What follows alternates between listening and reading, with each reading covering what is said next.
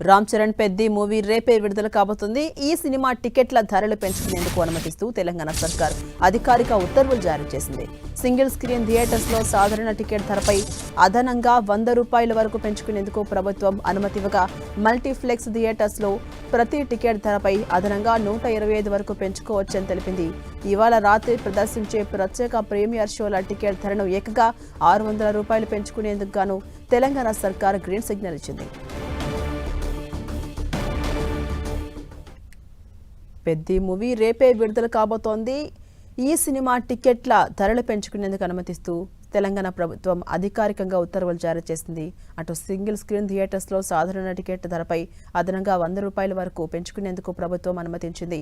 Multiplex theatres లో ప్రతి ticket ధరపై అదనంగా ₹125 వరకు పెంచుకోవచ్చని తెలిపింది ప్రభుత్వం.